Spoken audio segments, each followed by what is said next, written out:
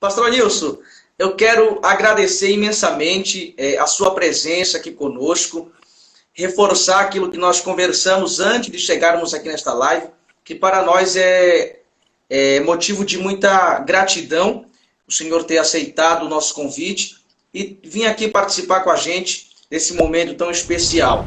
Eu falo não meu nome, mas eu falo em nome do nosso diretor da Escola de Missões, o pastor Eliseu Martins, né, que já está presente aqui com a gente. Mencionando o pastor Eliseu, eu menciono toda a diretoria da EMAD, pastor Francisco Salles, pastor Ezequiel Soares, pastor Elande Mariano, lá de Marília, toda a secretaria da escola, toda a diretoria da Escola de Missões, os nossos pastores presidentes também, pastor José Wellington Costa Júnior, que é o pastor presidente desta escola. Então, em nome deles, pastor Nilson, eu lhe dou boas-vindas aqui com a gente e, uma vez mais, eu expresso toda a nossa gratidão por o Senhor ter aceitado o nosso desafio e vir compartilhar um pouco aqui do seu conhecimento conosco. Então, seja muito bem-vindo. Eu queria já que o pastor se apresentasse para todo o nosso público que está presente. São pessoas, pastor Nilson, que já nos acompanham aqui nos trabalhos que a Escola de Missões tem realizado aí durante todo este ano que nós passamos nesta pandemia, e nós temos veiculado aqui no nosso Instagram,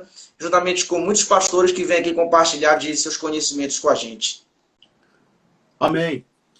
Eu quero, desde já, agradecer, deixar aqui a minha palavra de gratidão a você que está aqui participando com a gente e, na verdade, conduzindo, né, a live Sim. E trazendo aqui como é que eu diria, a mediação aí da nossa conversa, né? Sim. E também agradecer o diretor, que é o meu amigo, o pastor Eliseu Martins, com quem eu já tive a oportunidade de cooperar algumas vezes lá no setor que ele pastoreia, em Itapevi. E nós já havíamos conversado sobre a Escola de Missões. Ele já havia, em uma das minhas idas lá, nós já conversamos, ele falou comigo, falou dos projetos da Escola de Missões. E também algumas de suas experiências. Ele também foi missionário, esteve no campo, né? Sim. Em outros países. E eu gosto muito do trabalho missionário, do campo missionário. Esse assunto é um assunto que me cativa bastante, desde sempre. E eu gosto de estar envolvido com esses trabalhos e com esses assuntos relacionados a missões. Então, a minha gratidão ao pastor Eliseu, também ao nosso presidente, o pastor José Wellington, e o pastor José Wellington Costa Júnior, que é o presidente, né, da escola. Sim. A minha gratidão e, enfim, eu quero aproveitar também a oportunidade e deixar aqui para os nossos participantes, os queridos irmãos que estão aí, que estão chegando, ajudem a divulgar essa live, compartilhando a live e também acionando aí o coraçãozinho aí, que à medida que você vai acionando esse coraçãozinho, que é como se fosse uma curtida, que você vai acionando várias vezes, o Instagram, ele começa a impulsionar, né? Ele vai espalhando e vai impulsionando e chamando mais pessoas para participar. Então, é um meio de você nos ajudar. E, outro sim, eu gostaria também de incentivar você a procurar a Escola de Missões. Você pode entrar aí pelo Instagram da Escola de Missões. Lá tem o link do site. Você pode conhecer os cursos, há várias modalidades de cursos. Tudo na área de missão. Também, eu acredito que lá para o final... Me desculpe que eu escapei seu nome. Leandro. Isso. Leandro. Agora não esqueço mais, não. Eu acredito que lá para o final da live o Leandro deve fazer algum comentário e trazer informações maiores e melhores com relação aos cursos que a Escola de Missões disponibiliza. E é isso. Estamos à disposição e juntos aí no serviço do Reino. Amém, pastor. Muito obrigado uma vez mais. E, pastor, nós sabemos que o tempo ele passa muito rápido, né? Aqui no Instagram nós temos essa limitação de que 1 hora a live cai, nós queremos cumprir com este tempo. E sabemos também que o pastor tem os seus compromissos. Nós já queríamos entrar no tema que foi passado ao pastor para nós tratarmos aqui nessa noite. Quero também aproveitar e reforçar mais uma vez aos nossos irmãos que compartilhe essa live, clica aí no balão, no avião, da forma que você, não sei como você fala, mas mande para todos os seus contatos. Já temos muitas pessoas aqui, mas podemos alcançar um número maior de pessoas que com certeza vão ser edificados com esse tema que vai ser tratado aqui. Pastor Nilson, o nosso tema de hoje é preciso ser chamado para fazer missões. Já vou passar a oportunidade para o pastor, para que o pastor possa discorrer sobre este tema. Ao final da live, após o pastor terminar a sua exposição, eu queria que os nossos convidados que têm interesse em fazer alguma pergunta dentro do tema, coloca aqui dentro do balão, não coloca no comentário aqui, coloca dentro do balão, que ao final eu posso colocar aqui na tela para que o pastor Nilson possa responder e possamos aí no final poder responder a todos que estão participando com a gente e que tiver interesse de participar dessa live também através das perguntas. Pastor Nilson, a palavra está com o senhor. Muito bem. O tema é bastante interessante e provocativo ao mesmo tempo. Parabenizo a iniciativa e a escolha do tema. Se para fazer missões eu preciso ser chamado, né? É preciso ser chamado para fazer missões. Isso. Claro que como você já comentou, Leandro, nós temos aqui um tempo bastante restrito, né? Então eu fiz alguns recortes, até agora à tarde estava aqui dando uma lida em mais alguma coisa, e fiz aqui um recortezinho para poder trazer fazer um comentário em cima do tema, construirmos aí uma ideia a partir do tema e compartilhar aqui. E eu quero começar pelo texto de Mateus, capítulo 28, no versículo 19. Talvez seja este o texto áureo da evangelização mundial, né? É um texto muito, muito prático, muito conhecido, de Mateus 28, 19, quando diz: ide, portanto, fazei discípulos de todas as nações, batizando-os em nome do Pai, do Filho e do Espírito Santo. Eu escrevi só esse texto ali na minha telinha ali, mas deixa eu ler a parte completa do texto, que é Mateus 28, e o versículo 18, isso, capítulo 28, versículo 18 ao 20, que diz assim: Jesus, aproximando-se, falou-lhes, dizendo: toda autoridade me foi dada no céu e na terra. Ide, portanto, fazei discípulos de todas as nações, batizando-os em nome do Pai, e do Filho e do Espírito Santo, ensinando-os a guardar todas as coisas que vos tenho ordenado ou ensinado. E eis que estou convosco todos os dias até a consumação dos séculos. Então, eu escolhi esse texto e, paralelo a ele, nós temos também o texto de Marcos, capítulo 16, no versículo 15, que é também considerado o texto áureo da evangelização. Ide por todo mundo, pregai o evangelho a toda criatura, né? Então, a partir desses dois textos, e mais especialmente do versículo 19 de Mateus, capítulo 28, eu gostaria de começar aqui o meu comentário da seguinte forma. Um dos grandes desafios que nós temos hoje, a igreja atual, a igreja contemporânea, um dos grandes desafios que nós temos é repensar a igreja exatamente nessa perspectiva da Missio Dei, né? Que é uma expressão muito usada dentro dos cursos de missiologia, que é a missão de Deus, né? A Missio Dei, a missão de Deus. E a pergunta que muitas vezes eu faço é a seguinte: a igreja atual tem sido fiel à sua vocação missionária? Porque nós temos uma vocação missionária, a igreja tem uma vocação missionária. A igreja, no seu contexto geral, no seu contexto amplo de igreja, ela tem uma vocação missionária. Mas ela tem sido fiel a esta sua vocação missionária? Ela tem uma agenda, e a sua agenda é missionária. A sua agenda é essencialmente missionária. Mas a pergunta continua: ela tem sido fiel a esta agenda essencialmente missionária? Então, eu acredito que a ordem missionária precisa muito ser repensada.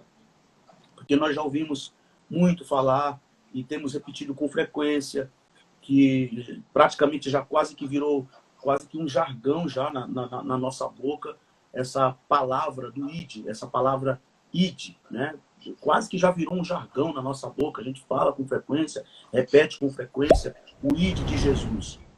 Mas até que ponto esse id nós temos consciência dele e até que ponto ele já não tem, a gente já não compreende mais o seu significado. Ele já se desgastou a ponto de virar esse jargão na nossa boca praticamente. Sim. Né?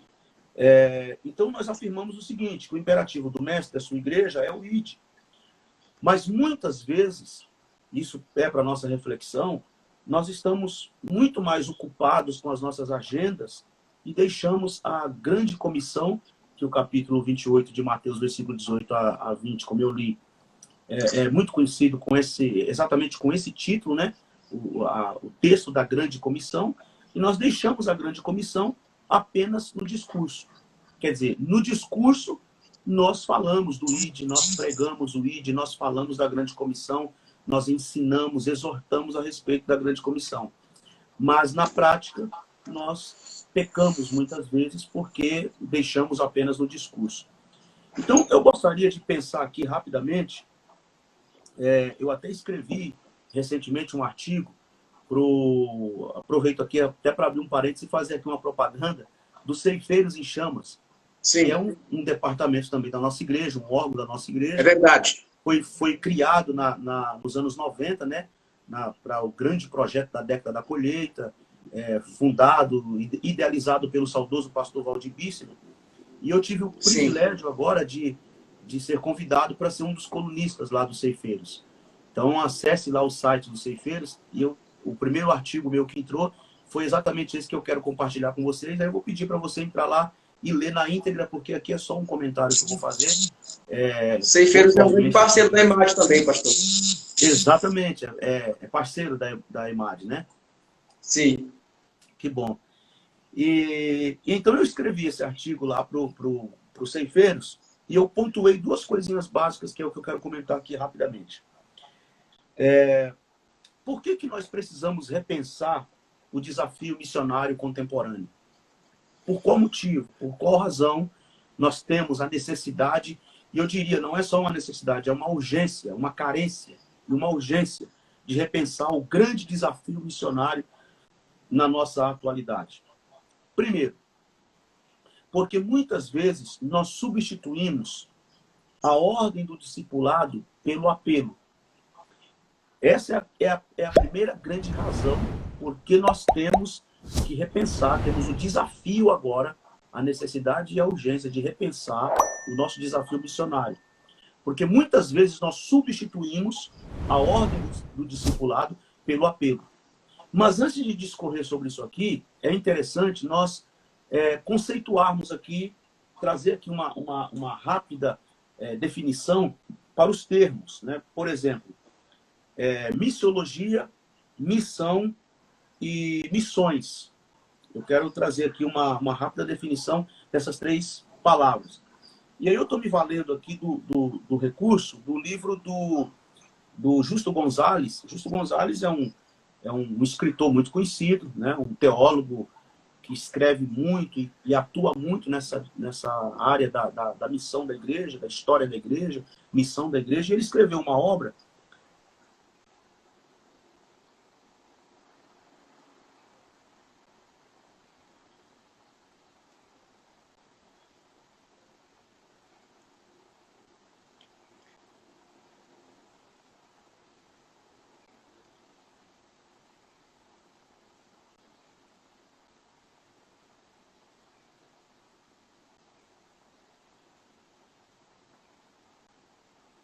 Pastor, o senhor está me ouvindo?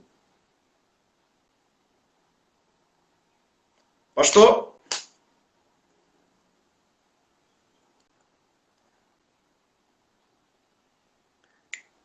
Pastor?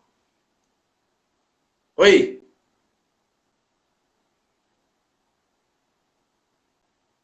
Eu acho que perdemos o som, pastor. Falhou o áudio. Alguém está me ouvindo?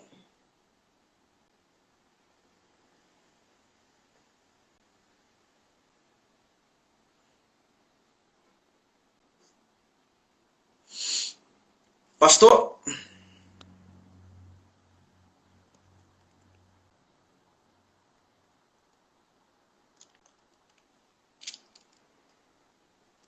pastor, não estou conseguindo lhe ouvir. Não consigo lhe ouvir. Falhou o áudio. Eu não sei se todos estão me ouvindo. Só o senhor que não, pastor.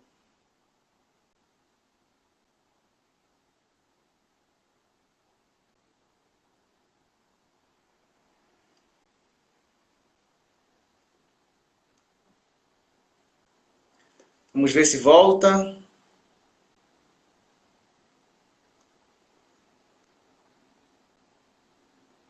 Não voltou, pastor. Acho melhor. O senhor sai e eu coloco o senhor de novo. Volta.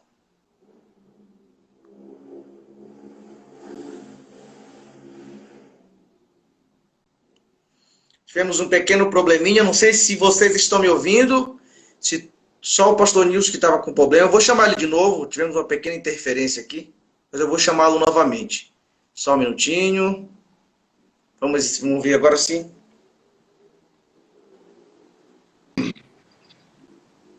Pronto, pastor. Pronto. Agora sim. Agora? Perfeito. Agora... Falhou o áudio de repente.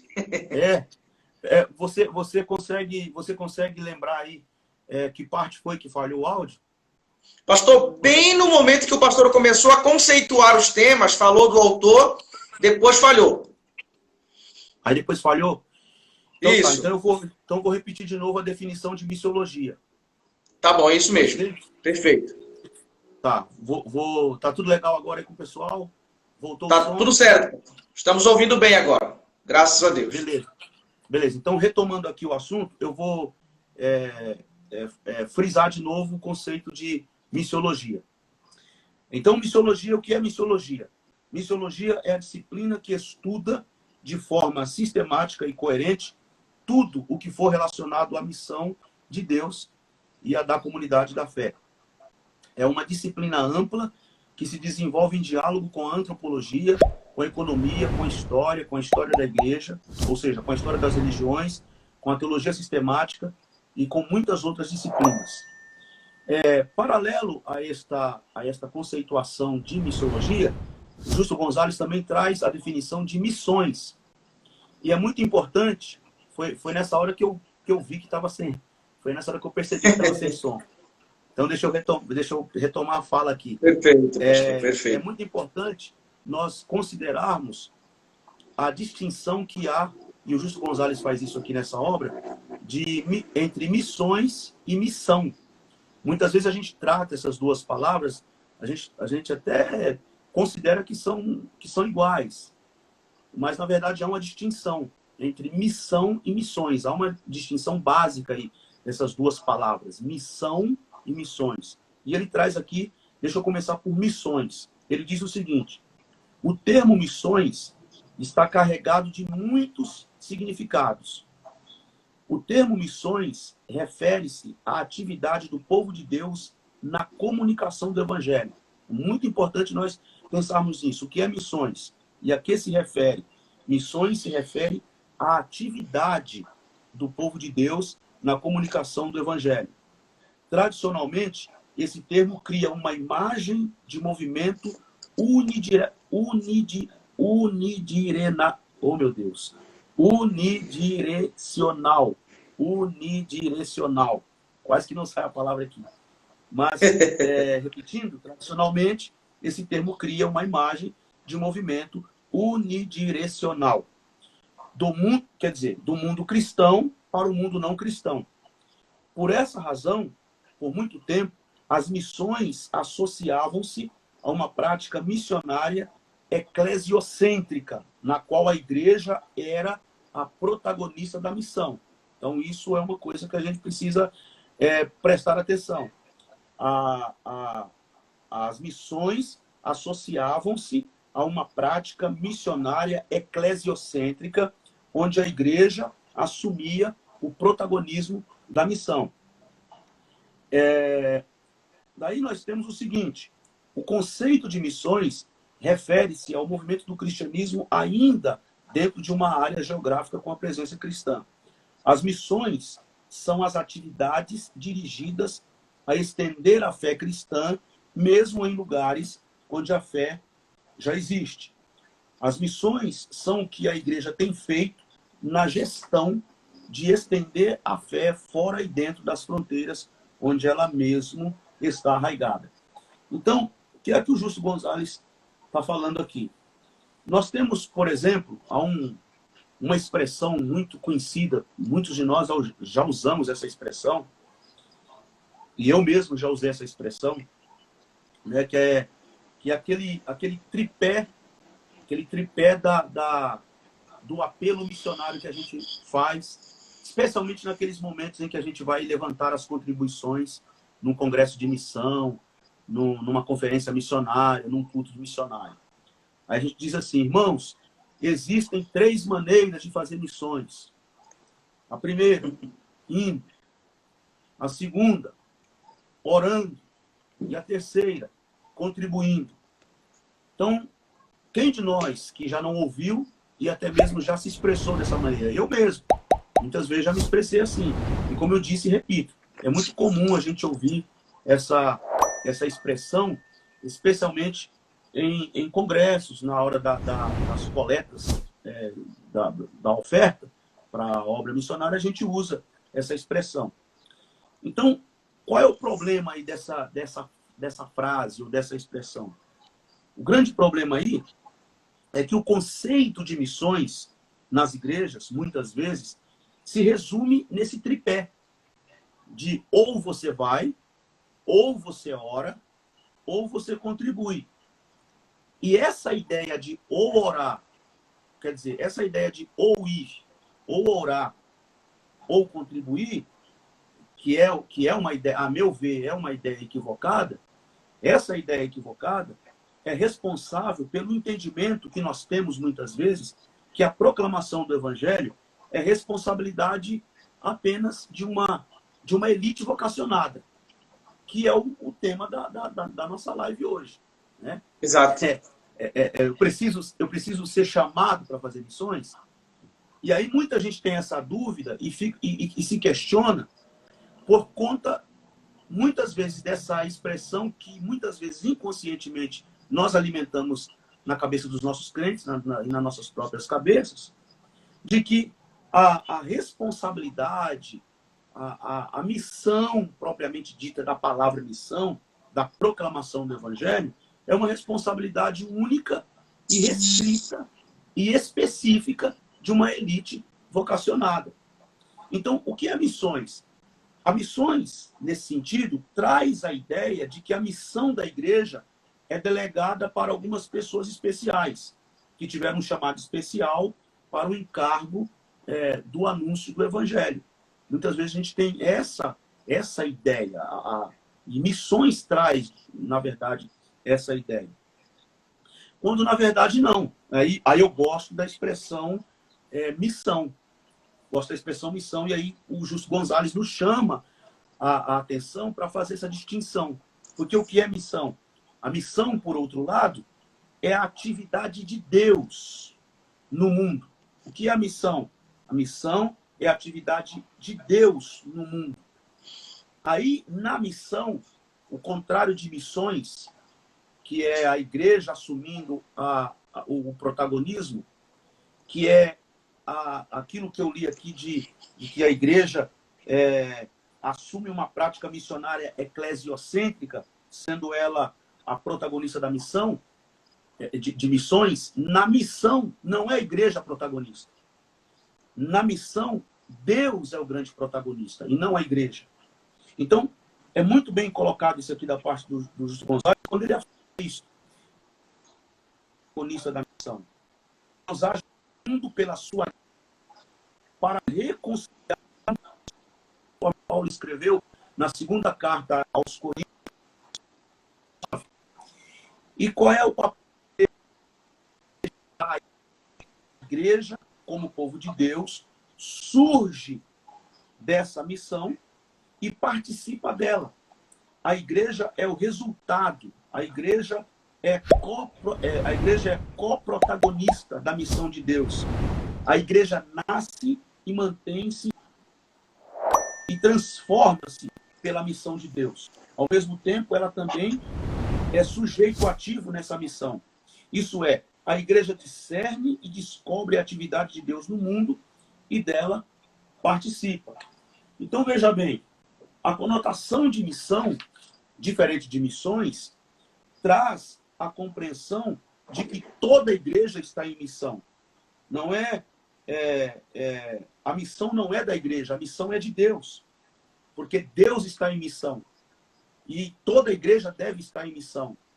Então, é aquele texto de João, né, quando palavras de Jesus que foram registradas por João, quando ele diz assim, assim como o Pai me enviou, eu vos envio a vós outros. Então, Deus, o Pai, enviou o Filho. O Filho enviou o Espírito Santo. E a Trindade, Pai, Filho e Espírito Santo, envia a igreja. Então, o grande protagonista da missão é Deus. E a igreja é cooperadora. A igreja é coprotagonista. A igreja é coparticipante de Deus e com Deus na missão. A igreja brota, surge, como bem colocou e como bem se expressa o Justo Gonzalez, desta missão de Deus. Então, Deus está em missão, Pai, Filho e Espírito Santo em missão, e assim, Jesus falando, como o Pai me enviou, eu vos envio a vós outros. Então, toda a igreja deve e tem que estar em missão, porque Deus está em missão. Mas aí, voltando agora, fechando aqui o parênteses aí esse longo parênteses aí das conceituações, das definições, sim, nós precisamos voltar exatamente para a pergunta que eu fiz inicialmente, que é por que nós precisamos repensar o nosso desafio missionário na nossa contemporaneidade, na nossa atualidade. Porque, em primeiro lugar, muitas vezes nós substituímos a ordem do discipulado pelo apelo. E aí, se nós olharmos para a história, nós vamos ver que o apelo é o convite que a gente faz, né, depois da pregação. A gente está pregando e convida as pessoas, quem quer aceitar Jesus, se manifeste, levante a mão, venha à frente, vamos orar por você.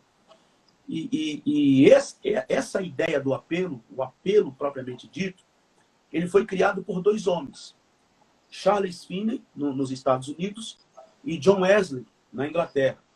O Charles Finney até ele criou, ele é o pai, né, o criador de um projeto que ele chamava de os bancos dos endividados, que eram os primeiros assentos, os primeiros bancos que ele deixava separado para que as pessoas se assentassem naqueles bancos. Então ele pregava e após a pregação ele desafiava as pessoas a tomarem uma decisão frente à mensagem que havia sido pregada.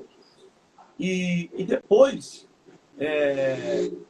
já no século XX, o conhecido e respeitado evangelista Billy Graham, considerado o maior evangelista do século XX, nós temos o privilégio de ter sido contemporâneo do Billy Graham, porque ele morreu há 2 anos, né, aos 99 anos de idade, no dia 21 de fevereiro de 2018. Billy Graham, nas suas famosas cruzadas evangelísticas, reunia milhares de pessoas após a sua pregação, e ele, então, convidava as pessoas a tomarem uma decisão. Ele tinha até um programa que ele fazia no rádio chamado A Hora da Decisão, exatamente por causa dessa insistência que ele tinha na sua pregação de desafiar as pessoas a tomarem uma decisão por Cristo, através da mensagem do Evangelho que havia sido pregada. E o que eu quero dizer com isso? Eu não estou aqui de maneira nenhuma, longe de mim, querer fazer aqui qualquer insinuação de reprovação ao método desses que eu, pessoalmente, considero como verdadeiros ícones da evangelização mundial. Eu tenho uma admiração muito grande por Billy Graham, por John Wesley, Charles Finney, principalmente John Wesley e Billy Graham são os meus principais, vamos dizer assim, as minhas principais inspirações. Tenho uma paixão grande pelo ministério deles. Mas o que eu quero comentar aqui, e faço essa ressalva, é porque nós precisamos urgentemente admitir que nós temos sim feito um mau uso desse método, que é o apelo. Esse método que foi criado por por Charles Finney, por John Wesley, que foi muito usado por Billy Graham e é usado por muitos pregadores evangelistas em redor do mundo, que é o apelo. Mas, infelizmente, nós temos que admitir que nós temos feito muitas vezes um mau uso desse método, que é o apelo. Por que eu digo isso? Porque nós temos nos preocupado muito em trazer as pessoas para as nossas reuniões de culto, o que não é errado. Não é errado você convidar as pessoas, fazer um convite para as pessoas virem ouvir a palavra, participar dos nossos cultos, das nossas reuniões, né? Mas, por outro lado, nós nos esquecemos da ordem do discipulado. O que eu quero colocar aqui? É que uma coisa não pode substituir a outra. O apelo não pode substituir a ordem do discipulado. Jamais. Que é o que eu comentei aqui sobre aquele tripé do ir, ou você vai, ou você ora, ou você contribui. Eu não estou dizendo que está errado orar, que é só para ir, e está errado contribuir, que é só para ir. Claro que não. Deus que me guarde disso, não sou nenhum doido, né? Nós devemos orar, nós devemos contribuir, mas a oração e a contribuição não substitui o ID. Nada substitui o ID. A oração precisa na verdade, a oração é o carro-chefe, não só na obra missionária, mas em qualquer desafio, em qualquer frente, em qualquer ministério, em qualquer ação nossa na obra de Deus. A oração é o carro-chefe. Precisamos estar sempre em oração para qualquer atitude, para qualquer situação. As contribuições são necessárias, porque nós temos inúmeras demandas com relação aos desafios da obra missionária e exige contribuição, precisa de contribuição, de colaboradores e de engajamento financeiro, né? Mas, repito, a oferta e a oração não substituem o ID. Uma coisa não substitui a outra. E de igual modo aqui, o convidar as pessoas para virem aos nossos cultos, participar das nossas reuniões, o apelo que fazemos para que essas pessoas aceitem a Cristo após a nossa pregação, não pode substituir a ordem do discipulado. Então, nós nos preocupamos muito em trazer pessoas para as nossas reuniões de culto, o que não é errado absolutamente, como eu já mencionei, mas nós nos esquecemos muitas vezes da ordem do discipulado, que a ordem é discipular. Nós temos alimentado uma evangelização, muitas vezes, púlpitocêntrica. Vou repetir, temos alimentado uma evangelização, muitas vezes, púlpitocêntrica. Por isso que, na maioria das vezes, o método prevalecente de evangelização entre nós é o do vinde, e não o do ide. O do ide de Jesus. Por quê? Porque nos preocupamos mais com fazer convidadores do que de fazer evangelistas. Então, a ordem do discipulado jamais pode ser substituída. O apelo é importante e até necessário, mas ele jamais vai substituir a ordem do discipulado. E aí temos uma frase que alguém já disse, que a igreja pós-moderna, a igreja atual, tem sido uma excelente parteira, mas uma péssima pediatra. Quer dizer, ela até gera filhos, mas não cuida dos seus filhos, né? Meu Deus. Então, essa é uma situação que nós precisamos pensar na nossa tarefa e no nosso desafio missionário. Uma segunda coisa que eu quero colocar aqui é a seguinte: por que nós precisamos repensar o nosso desafio missionário na atualidade? Porque, em segundo lugar, nós temos confundido a ordem do discipulado com o proselitismo. E esse é um problema tremendo também. É um desafio enorme também que nós temos. Essa coisa de confundir a ordem do discipulado com o proselitismo. Aí tem uma frase do Lauri Emílio. Ele, em parceria com mais 2 autores, escreveu essa obra aqui. Eu não sei se você conhece, Leandro, essa obra. A Missão e Educação Teológica. Não, pastor, não conheço. O Lauri, em Qual é o autor? Com 2 autores, Lauri Emílio. Certo. Eles, em parceria com na verdade, foi escrito por 3 autores. O Emílio, o Jung e o Nestor Miguel, né? E aí o Laury nesse livro, Missão e Educação Teológica, ele fala uma frase assim: evangelizar é fertilizar a vida e não simplesmente propagar uma doutrina ou impor uma mudança cultural. Vou repetir: evangelizar é fertilizar a vida e não simplesmente propagar uma doutrina ou impor uma mudança cultural. Todos nós conhecemos na história dos Estados Unidos como foi que os Estados Unidos começou. Os Estados Unidos começou com um grupo de cristãos, né, que vieram da Inglaterra, fugindo inclusive da Europa, muitos da Inglaterra e de outros lugares da Europa, fugindo da perseguição, fugindo da guerra, né, e chegaram em Plymouth, nos Estados Unidos. Eu tive o privilégio de ir lá, de conhecer Plymouth, que fica em Massachusetts, né, a antiga colônia de Plymouth. Lá tem o Mayflower, que foi um navio, claro que não é um navio sofisticado como os de hoje, um precário navio, um barco, na verdade, que trouxe os peregrinos da Europa no ano de 1620. Todo mundo conhece essa história, né? A história de como começou os Estados Unidos. E em 1620, os peregrinos chegaram ali, fugindo da guerra na Europa, e inauguraram a grande, espetacular nação norte-americana, os Estados Unidos. E ali eles pregavam a paz, a liberdade, e estavam seguros de que teriam paz e liberdade. E aí, para comemorar esse evento histórico do começo, do nascimento dos Estados Unidos, o nascimento histórico da nação norte-americana, existe um feriado lá nos Estados Unidos que é o Dia de Ação de Graças, né? Thanksgiving, que eles chamam, né? E os norte-americanos comemoram o Dia de Ação de Graças, que é o feriado mais importante dos Estados Unidos, o mais nacionalista, inclusive, talvez até mais importante que o próprio Natal e o feriado do Dia da Independência, que é no dia 4 de julho, dos norte-americanos, que foi o dia em que os peregrinos chegaram ali no país. Só que olha que coisa interessante.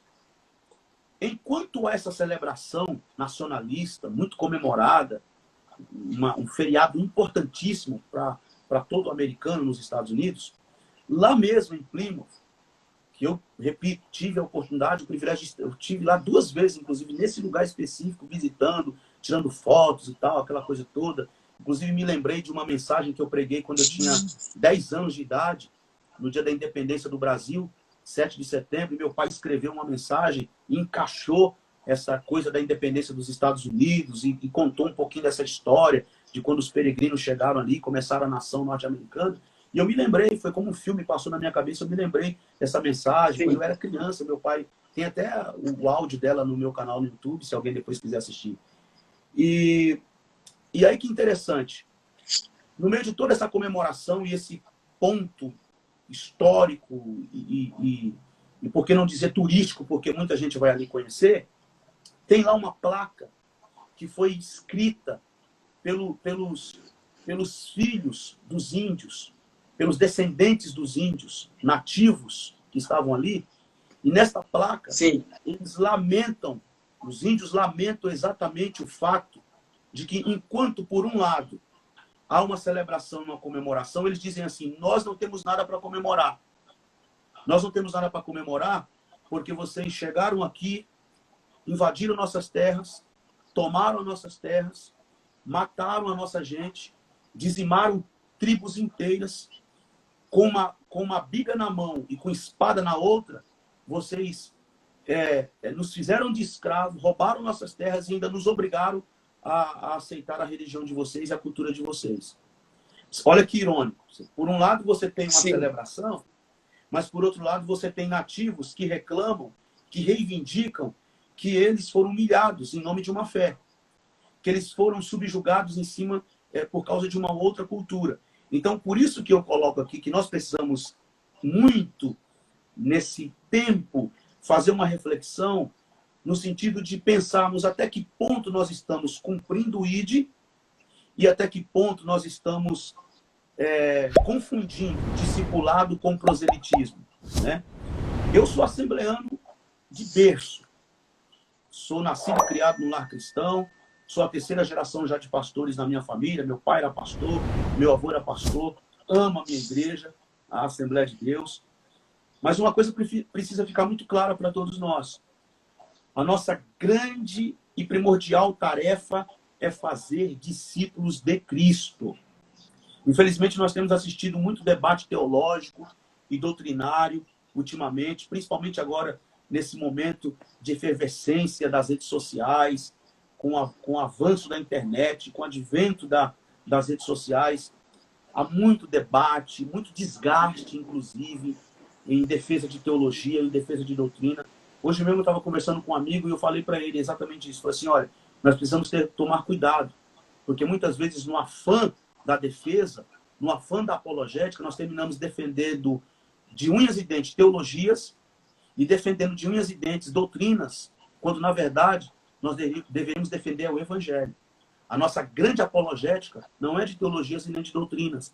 A nossa grande apologética deve ser do Evangelho. A nossa bandeira é do Evangelho. É claro, nós temos as nossas doutrinas, respeitamos as nossas doutrinas, temos o nosso conjunto de crenças, sim, temos as nossas teologias, respeitamos as nossas teologias, claro, as nossas preferências teológicas, inclusive, mas o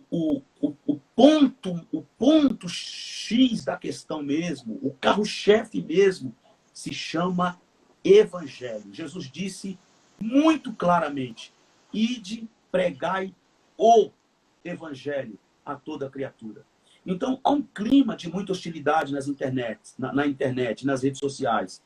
Um clima de ataques e de todos os lados, pessoas buscando defender e apresentar qual a teologia mais correta, qual a corrente teológica mais correta. E nós entendemos perfeitamente que, como cristãos e leitores da Bíblia, nós precisamos sim exercer uma apologética que, como escreveu o apóstolo Pedro, traga à luz a razão da nossa esperança, conforme Pedro escreveu na sua primeira carta, capítulo 3, o versículo 15. Todavia, nós não podemos cair na tentação do debate pelo debate e nos fechar dentro de nossos guetos, buscando apenas convencer as pessoas de nossa teologia. Precisamos nos levantar como baluartes da verdade, conforme escreveu Paulo na primeira carta a Timóteo, capítulo 3, versículo 15, proclamando Cristo e cumprindo o que disse Jesus. Vão pelo mundo todo, façam discípulos e ensine-os a guardar todas as coisas que vos tenho ensinado.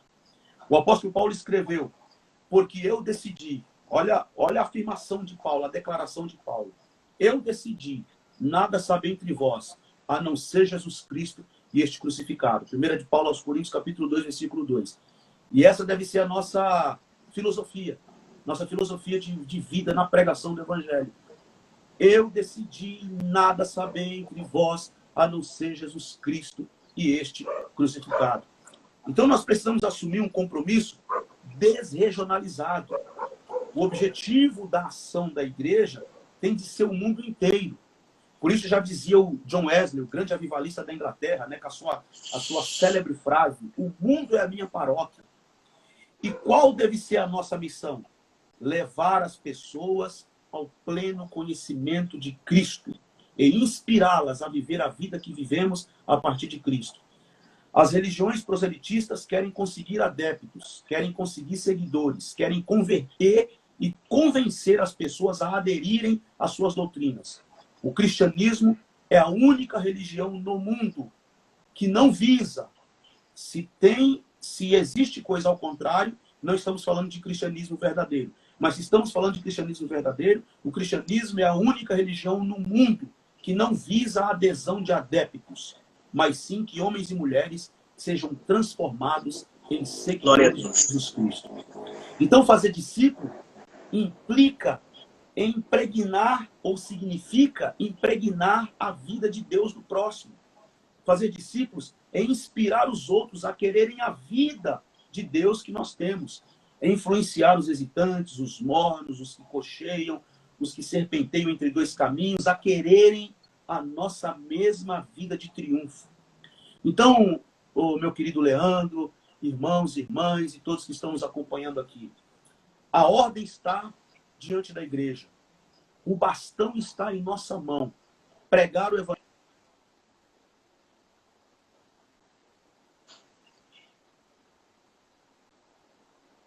Do pregador, Pastor, ou do evangelista itinerante. pronto, voltou. Tinha falhado sua voz. Falhou? Voltou?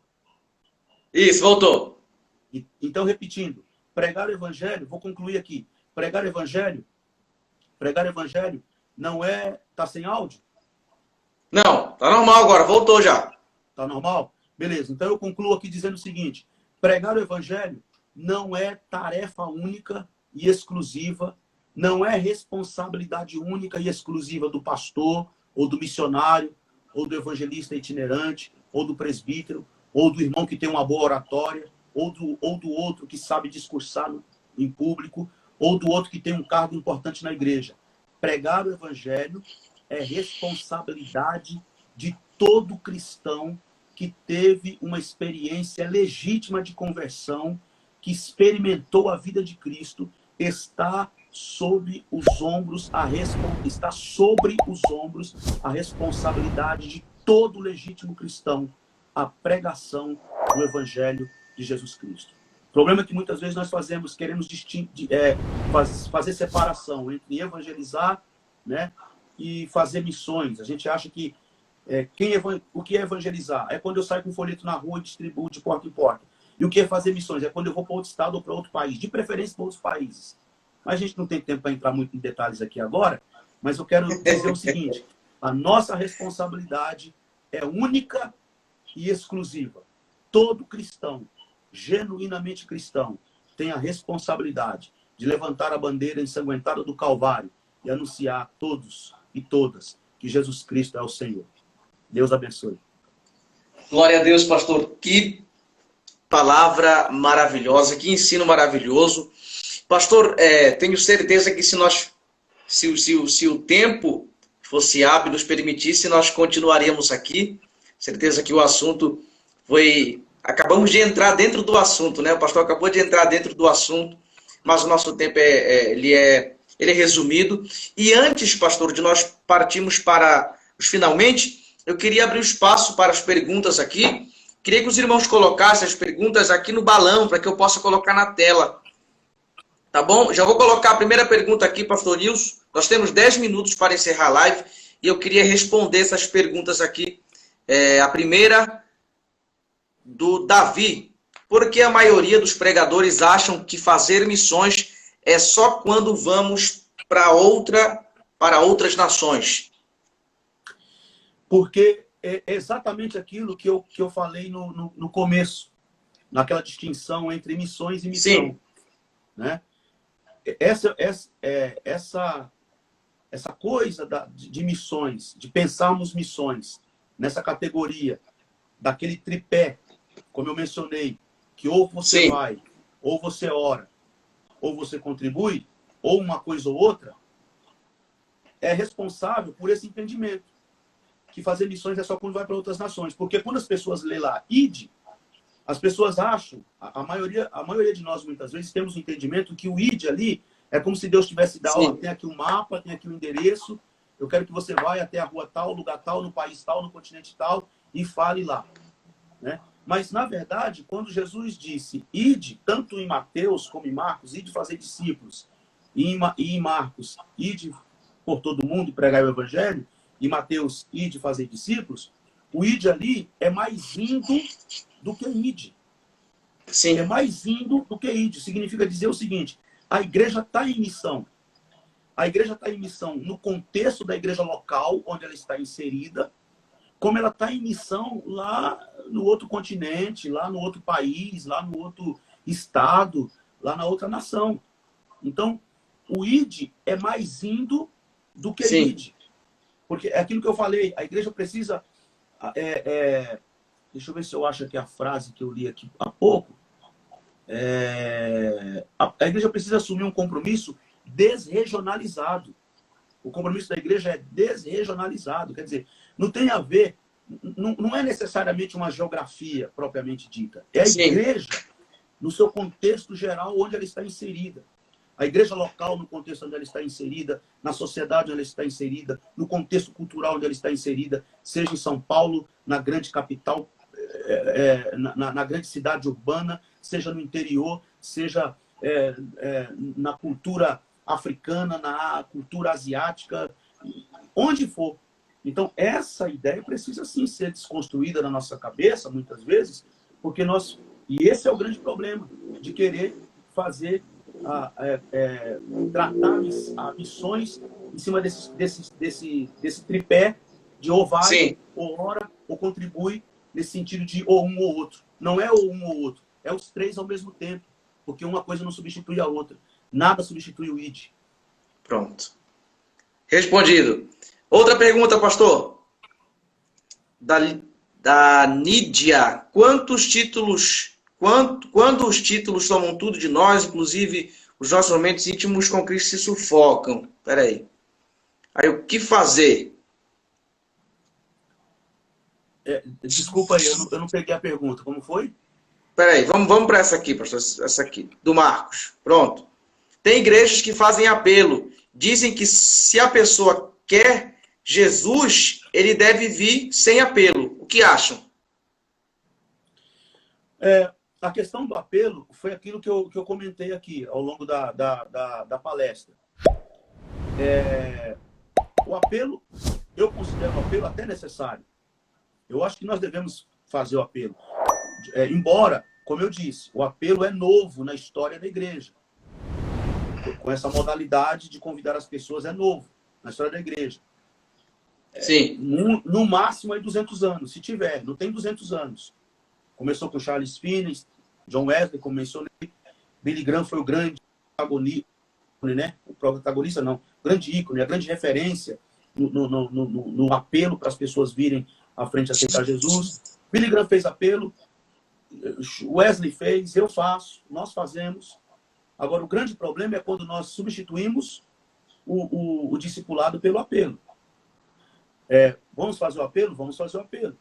Mas vamos considerar que essa pessoa que veio à frente, que tomou a decisão por Jesus, que se converteu a Cristo, precisa de cuidados tal qual a criança recém-nascida precisa dos cuidados dos pais. Para o seu crescimento, para o seu desenvolvimento, para os cuidados com a sua alimentação, seus primeiros passos. Todo cuidado que uma criança recém-nascida precisa, o novo crente também precisa. Não é em vão, não é à toa, que a Bíblia até usa essa metáfora do nascer de novo, do novo nascimento. Porque é um novo nascimento, é uma nova vida, é um bebê na caminhada espiritual. Então nós precisamos tomar esse cuidado. Agora, é claro, existem pessoas que vão à igreja, participam de um culto, e eles precisam sim ouvir o pregador falar: quem quer aceitar Jesus, manifeste-se. E ele toma, a partir daquele convite, ele se manifesta e vai. Já outras pessoas, eu conheço vários testemunhos de pessoas que não foram à igreja, não ouviram a pregação, não terminaram, como se diz, ouvindo um convite para vir aceitar Jesus. Ela simplesmente, de alguma forma, o evangelho tocou o coração dessa pessoa, e essa pessoa falou assim: eu preciso ser crente, eu preciso ser servo de Jesus, eu preciso seguir a Cristo. Tomou a decisão e foi lá, sem ser convidado por ninguém, e se entregou a Cristo. Se manifestou publicamente dizendo que queria se entregar a Cristo. Então, é uma situação também bem relativa, né? Depende. Deus trabalha na vida das pessoas. O chamado se distingue, é diferente, é distinto na vida das pessoas, né? Um é chamado de um jeito, outro é chamado de outro. Um é chamado através de um cântico, outro é chamado através de uma pregação, ouviu uma mensagem, a mensagem tocou o coração dele, ele foi à frente. Outro é tocado pelo testemunho. Testemunho, o cara não falou nada para ele, não pregou, não deu uma palavra para ele. Sim. Mas o testemunho dele, a vida dele com Cristo, o exemplo dele como cristão, despertou dele o interesse de querer saber que vida é essa. Que vida é essa? Eu quero viver essa vida. E aí, né, que eu sou seguidor de Jesus. Então também quero ser. Ele se tornou seguidor de Jesus.